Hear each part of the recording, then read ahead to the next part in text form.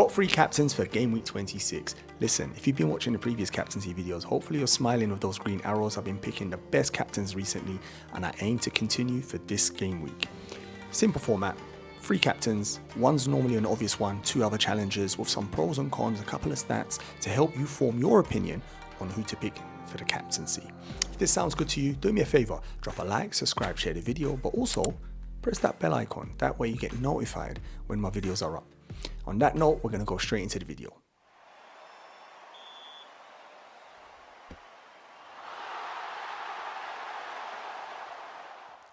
Let's have a look at the first captain pick. Again, it's Haaland. Of course it would be, and I'll tell you why. City have scored 58 goals, second in the Prem. They're always up there in the top 3 of goal scoring.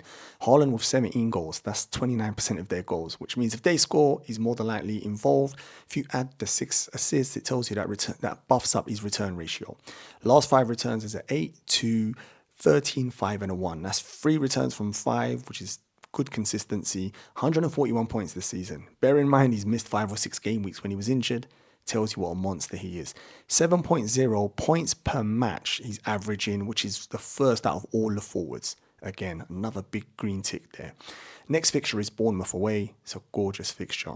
If you look at the recent results against Bournemouth, it bodes well for City. It's a 6-1 win, 4-1 win, and a 4-0. For some reason, the matchup there just suits City.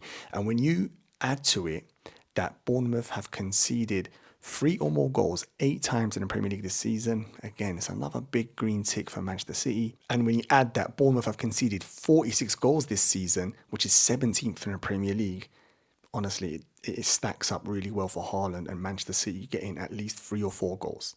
So that's the reason he's first choice.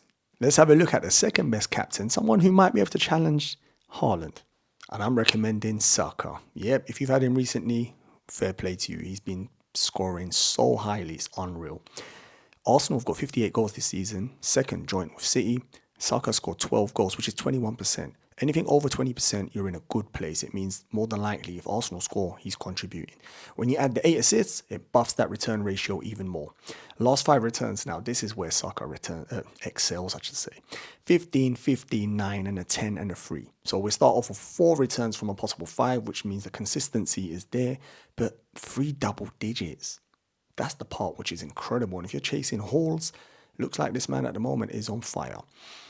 159 points, just having an incredible season. At one stage, he was a bit of a frustrating own in FPL. In real football, he was still doing his job and playing really well, but he just wasn't returning at this ratio. But since Dubai, that sun, that break, he's come back rejuvenated and firing on all cylinders.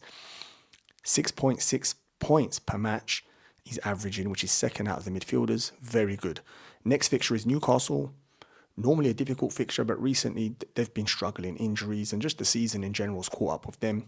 But if you look at the last 3 results, which doesn't always dictate how the next game's going to go, but sometimes you see a trend if it's your bogey team or if it's a team that you normally beat by 3 or more goals.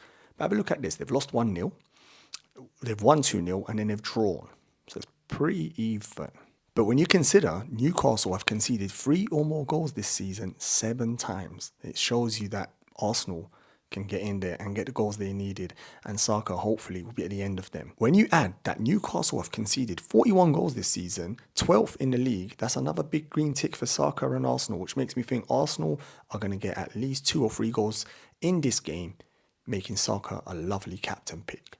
Last but not least, the third best option for this game week. Yes, it's Ollie Watkins having a breakout season. Let's have a look at some of the numbers. 52 goals Aston Villa have scored, which is 4th in the Premier League. Pretty decent. I was impressed with that. Watkins were 13 goals, which is 25%. Now, anything above 20%, I said earlier on, is unreal. But when you're starting to reach near 30%, that's where the Son, Salah, Haaland premium assets sit. So he's in great place at the moment. 14 assists, unreal. When you add that to his 13 goals, the return ratio, the goal contribution is incredible. Last 5 returns, if you wasn't impressed already, 13, 2, 18, 7, and a 1. So that's 3 returns from a possible 5, which is not bad at all. But the 2 double digits are incredible. And if you're looking for the mega haul, this could be the man to give it to you. 161 points this season. Just as I said at the start, incredible season he's having. 6.4 points per match so far. So he's second out of 107. He's just after Haaland with the return ratio. Very, very good. Very, very consistent. Next fixture is Nottingham Forest at home. Very good fixture. They've got revenge on their head because they lost the last game. If you have a look at the last 3 matchups, they lost 2-0. They won 2-0 and then they drew 1-1. So very even there. But when you add Nottingham Forest have conceded 3 or more goals 7 times this season, it's another big tick for Watkins. And also, they've conceded 44 goals in the Premier League, which is 15th out of all the teams. Again, another big tick for Ollie Watkins. So again, this is the reason I'm recommending Ollie is my 3rd favourite for the captaincy picks. Hope you enjoyed that video, but more importantly, I hope you found the video useful. Get in the comments and let me know who you're captaining. Have you been watching the recent captaincies and have they done well for you?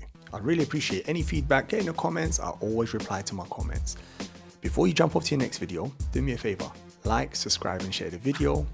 And on that note, I'm going to wish you good luck and see you in our next video.